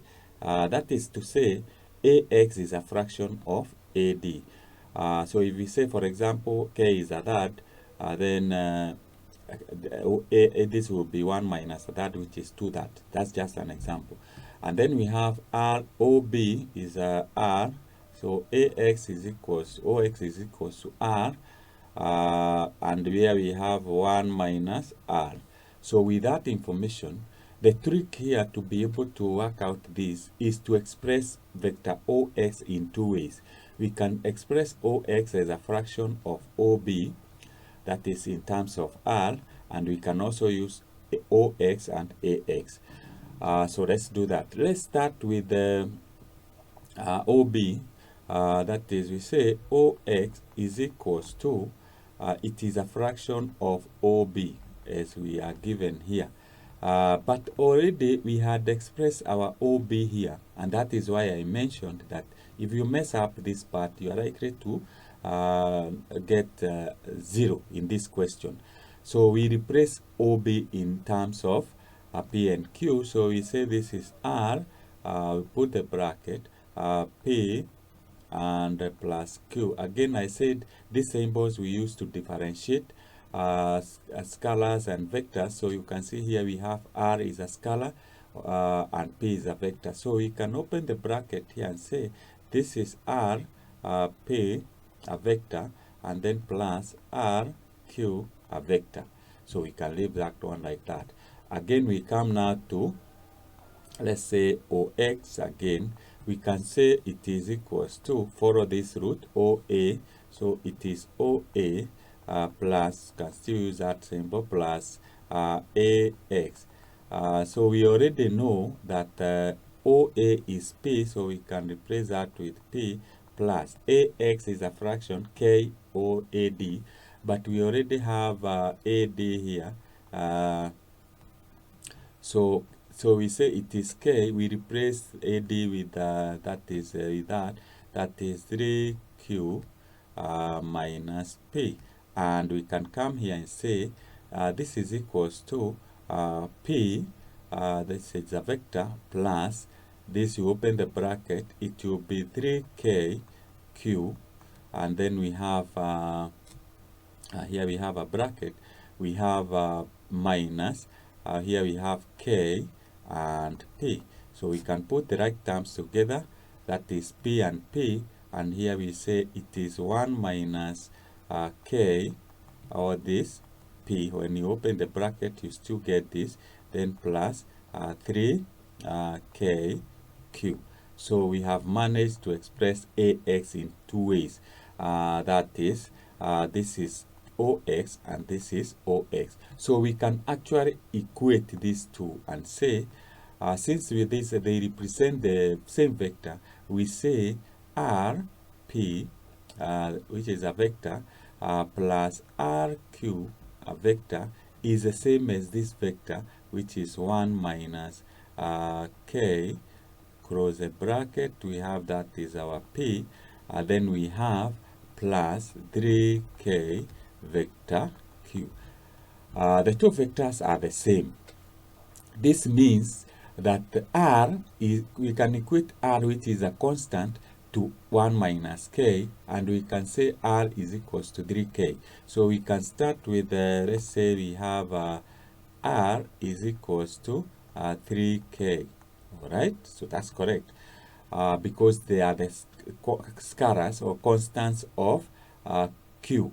And then we say we have this is that is we have used Q. Then R, we also say R is equals to 1 minus K. And since we already know R is 3K, so we can say 3K, this is 3K is equals to 1 minus K. Let's take this 3 to this side. We get 4K, it becomes positive, is equals to 1. This implies that K is equals to 1, divide both by 4. By 4 you get K is a quarter. And since R is equals to 3K, so we say R is equals to 3K, so we say it is 3, you multiply by 1 over 4, which is K, you get R is equals to 3 over 4. So that is how you get the values. So we have managed to get the values of K and R. So you get marks for that. You get marks for equating that. You get marks for equating OX in two ways. So that's how you work out that question. I hope it is clear.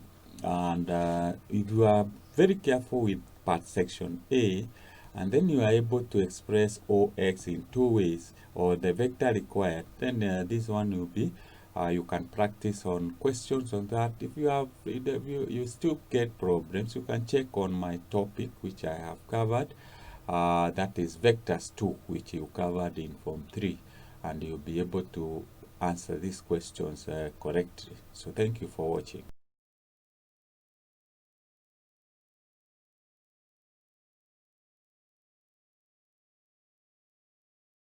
Question number 23.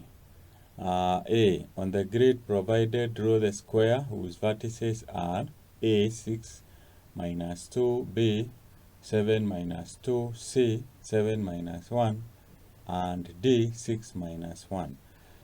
So we have B. So we have our grid here. Should be able to label your axis and plot the square given the vertices. So B, on the same grid, draw ABCD prime, the image of ABCD under enlargement scale factor 3. Our center of rotation is 9 minus 4. We have Roman number 2, ABCD double prime, the image of ABCD prime under a reflection in the line x is equals to 0. Roman number 3, ABCD triple prime, the image of ABCD double prime under a reflection of 90 degrees, positive 90 degrees, about 0, 0. And C, describe a single transformation that maps ABCD prime onto ABCD triple prime. Now, here you are being tested. For example, B, you are being tested whether you know how to do the enlargement. And given the scale factor, what we normally do is we draw a line from the center of rotation to where we have our object. We extend it. The length from the center of the enlargement to the object is you multiply by the scale factor to get the position of the image. So that's how you do the enlargement. This one, Roman number 2, it's about reflection. What do we follow, or what are the properties that we use to do a reflection? 1, the line joining the object and the image is perpendicular to the mirror line. And the distance from the object to the mirror line is equals to the distance from the mirror line to the image. So that is very important. Roman number 3 is about rotation. Rotation, the positive 90, it means it is anti-clockwise direction. That's how we describe rotation.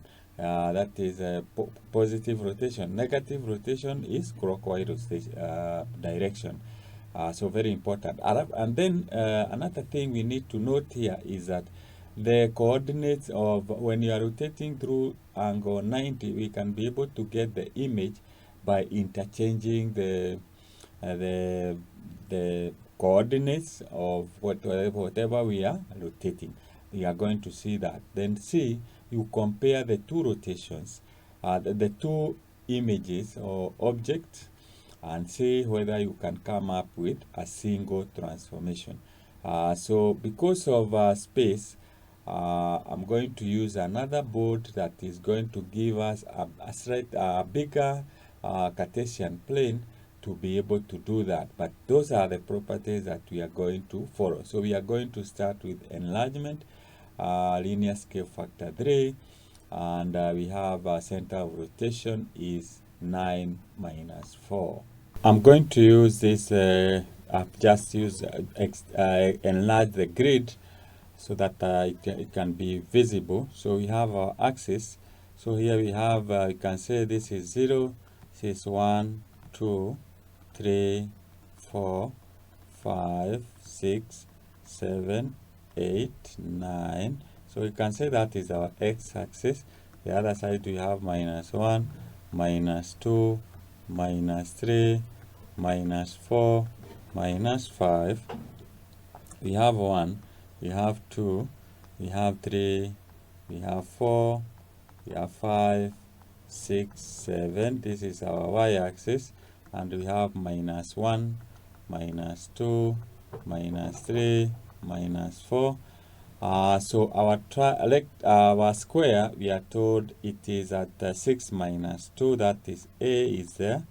Our B is 7 minus 2. This is our B. Our C is 7 minus 1. So that's our C. and this is our d6 minus 1. So what we do is we join the 4 points. So this is what we get. That is what we get. That's not very good. So we get, let's try this. We draw that. So let me join the points and come up with a square. So this is the square that you come up with. Now we go to part B. Part B, like we saw, okay, let's go back to the question and see what is required. Part B, we are told on the same grid to draw ABCD prime, the image of ABCD and an enlargement scale factor 3 and center 9, 4. So we are going to do that. We enlarge our diagram, scale factor 3 and center of rotation, or center of enlargement 9 minus 4. So let's do that. So we have seen that the center of rotation is at its enlargement is 9 minus 4, and scale factor is equals to 3. So what you do, okay, first of all, this is where we identify as the center of enlargement. So you draw a line from the center of enlargement. We can say center of enlargement. You draw a line from there, passing each and every point. So you start from A, that is where we have our line there. You can take your compass or divider and you measure 3 equal distance, that is from here to here. That is one, another one, and another one, and your A will run there. So that is where we have our A prime. Again, you draw a line from the center of enlargement through B, and it will pass that somewhere there, and you measure equal distance from here to here. You measure 2, 3, and your B prime will land there. Then you do the same to C, so that line will pass through there, and that will pass about to pass through there. You measure, that is 1, 2, 3.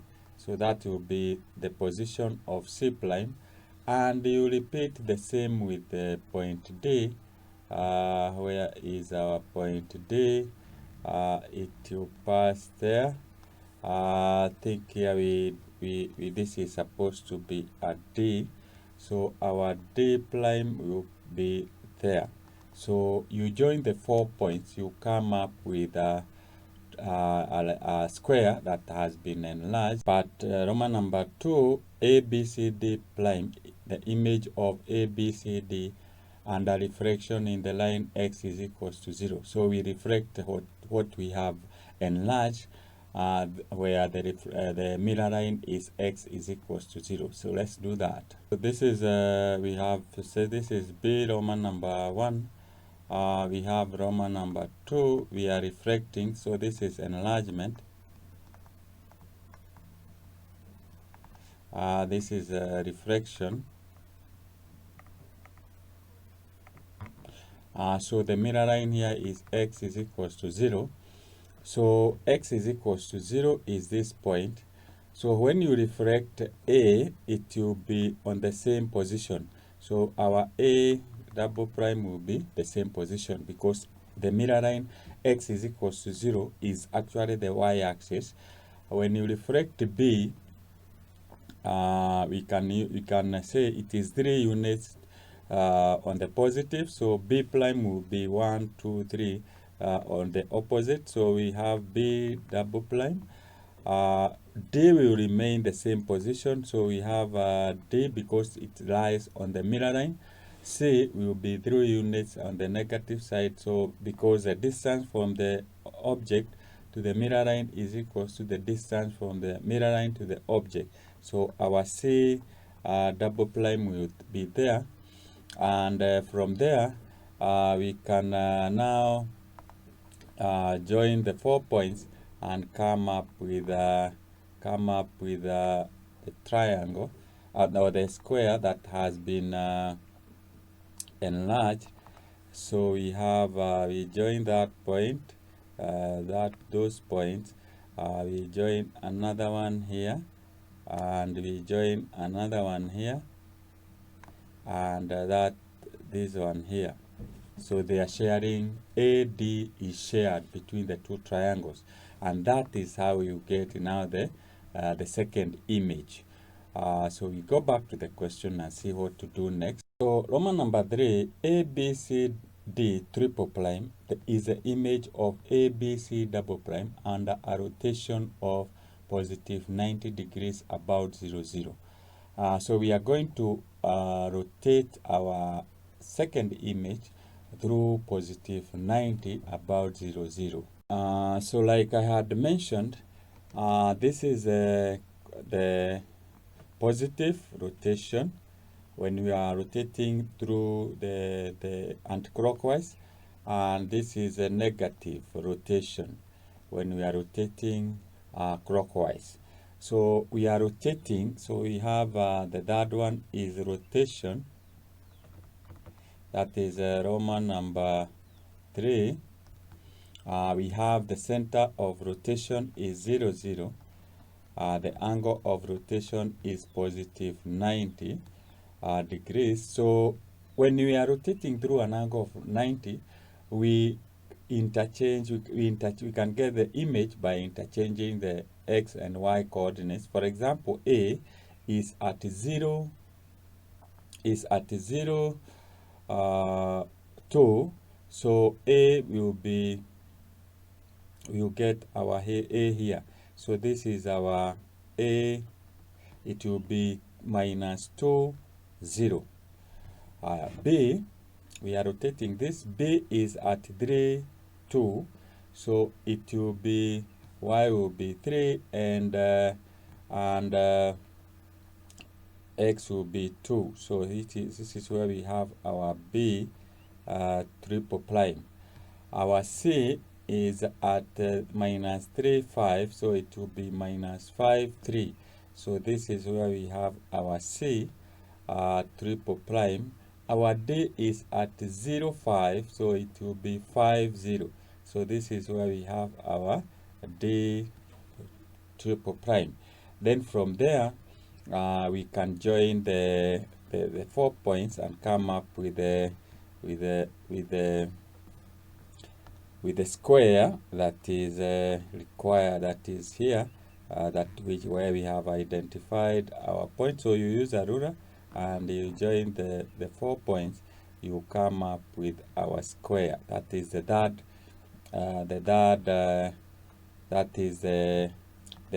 image.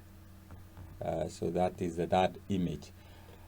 So that is how you get that image. Let's see how the part C of the question. So part C, describe a single transformation that maps ABCD prime onto ABCD triple prime.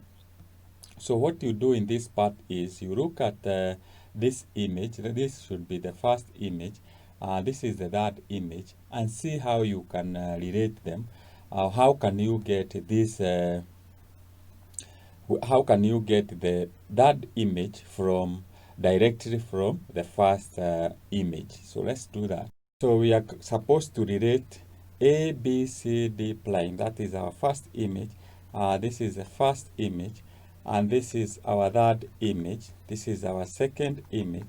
How do you get this image from directly, the third image from the first one?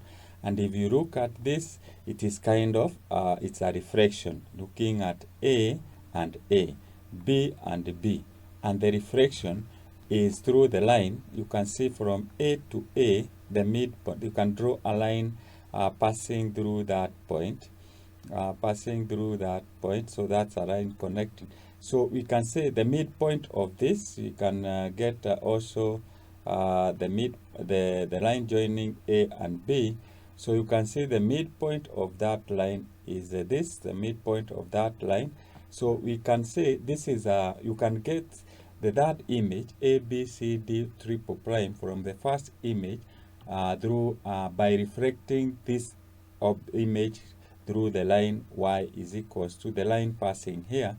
So this is the line passing here.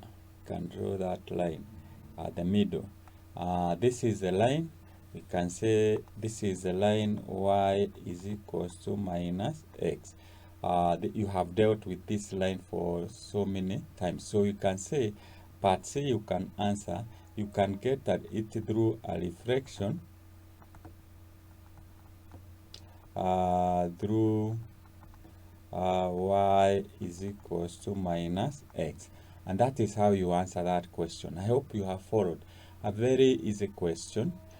As long as you follow the properties that we have learned in this is in transformation.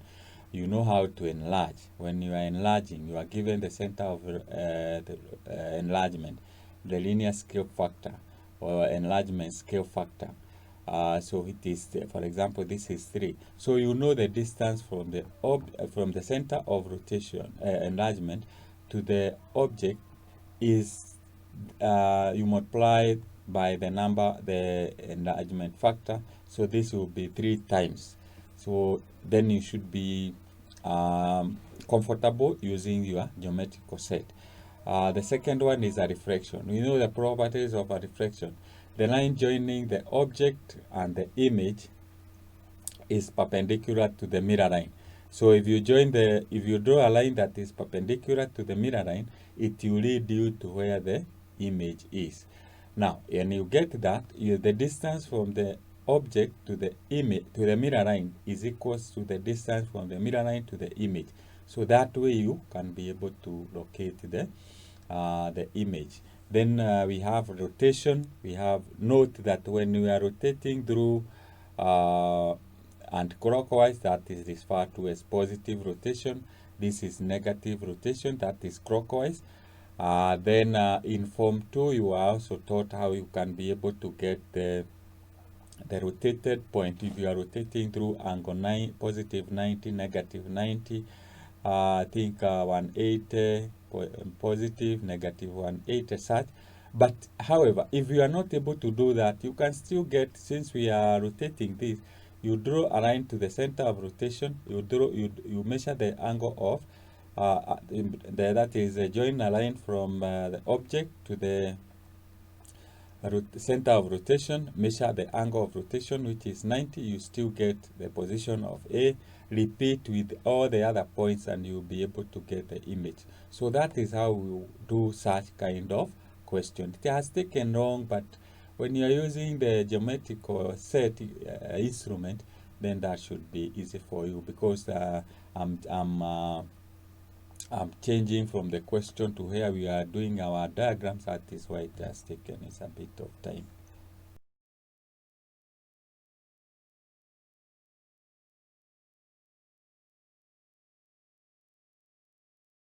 Question number 24. The figure below represents a cone of height 12 centimeter and a base of 9 centimeter, from which a similar smaller cone is removed, leaving a conical hole of height 4 centimeter. So we have our diagram here. The height is given 12 centimeter. The height of the small cone that was removed is 4 centimeter. We have the radius of the big cone, which is 9. So calculate A, Roman number 1, the base of the conical hole. That is the base of this distance here, the radius of the base of the small cone. Roman number 2, the volume in terms of pi of the smaller cone that was removed. There you get 2 marks. B, Roman number 1, determine the slant height of the original cone. You get 1 mark. Roman number 2, calculate in terms of pi the surface area of the remaining solid after the smaller cone was removed. So we have, there you get 5 marks. So this question is from similarity and enlargement. That is a knowledge that you should apply to be able to work out this question, which you learned in Form 2. Remember, questions in Paper 1 are mostly from Form 1 and Form 2, but you can get some question getting into Form 3 and 4, and these are topics which maybe you have done the basic in Form 1 and 2, or Form 2, and then there is an advance of that in Form 3 or Form 4. So to do this, let's start with A, base radius of the conical hole. So this is actually the radius that we want to get. And in similarity enlargement, we can say that the whole of this cone, the big cone, is similar, as we are told they are similar. And when the objects are similar, the ratio of corresponding sides gives you a constant. That means if we have if we say this is let's say this is the radius of the big cone, we give it r, and this let be this r. That if we give the that is, if we start with the small r, we can start with the small r, and we say it is that is the big R, the radius of the big cone, is equals to, we use the height, the corresponding height. So the height here is 4, and the height of the small cone, and the height of the big cone is 12. So we already have that. So that is possibly, just to be consistent, we can say this is our height divided by this is our height. So this is our big H, this is our small height, and therefore this becomes very simple, because what we are looking for is r. You divide by the radius of the big cone, which is 9 centimeter, is equals to the height of the small cone is 4. You divide by the height of the big cone is 12. So that you can make, this implies that r, the radius of the small cone, is 4 divided by 12, and you multiply by 9. So that's how you do that. So you can simplify here. You divide by 4, you get 1. This is 3. Divide by 3, and that will give you 3 is equals to 3 centimeters. So that is the radius of the small cone. It is important to note that if you start with, we can start with capital R, you divide by small r, and you get a capital H here, divide by the small h. It is still give you a constant, as long as the corresponding sides of the big cone and the small cone, you arrange them properly. So that is how you get that mark. So we go to question number, Roman number, the volume in terms of pi of the smaller cone that was removed. So how do we get the volume of the cone? A cone is a form of a prism, and to get the volume of a prism, we say it is that base area multiplied by the height. It is a prism with a circular base. So this is equals to, we have this information, so it is that you multiply by the base area. The base is circular, so it is pi r squared, and r we have found it is 3, so it is 3 multiplied by 3, that is r squared, and you multiply by the height. Our height here we have been given, it is 4, already we have it there, so you can divide 3 by 3, you get 1. You multiply 4 times 3, that will give you 12 pi. So that is the volume in terms of pi of the small cone that was removed. So that you get 2 marks. You get 1 mark for getting using the correct formula, and 1 mark for the answer. Then part B, we are to determine the slant height of the original cone. So the height of the original cone, that is the slanting side, is actually this side here, which we can say we can form, if we draw a line here coming to the center, and another one here, and then we have this one. So it is a right angle, it will form a right angle triangle. So this is our L here. So this is a right angle, and we have this is 9 already given, and this is 12, the same height here. So you can use the Pythagoras theorem and say L is equals to, we say it is the square root of 12 squared, Pythagoras theorem, plus 9 squared.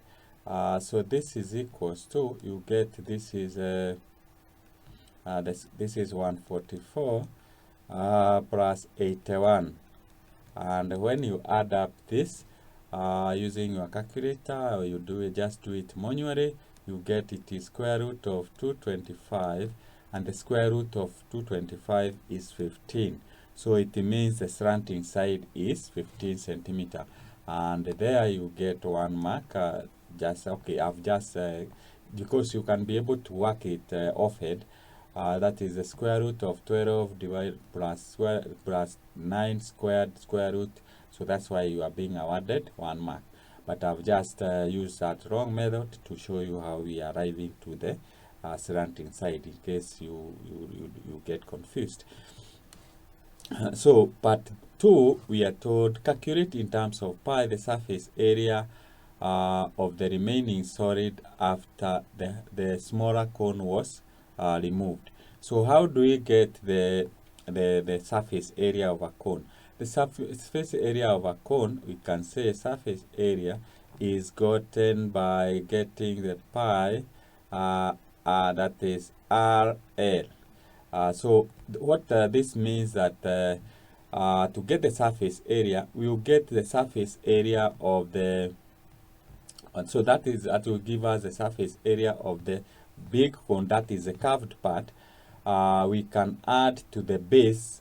The base is pi r squared, but we have the inner circle that was removed, so it means we can get pi, the remaining side, which is part that is the circular part with the inner circle removed, pi r squared minus r squared. That will give you the surface area plus the surface area of the small cone, which is pi.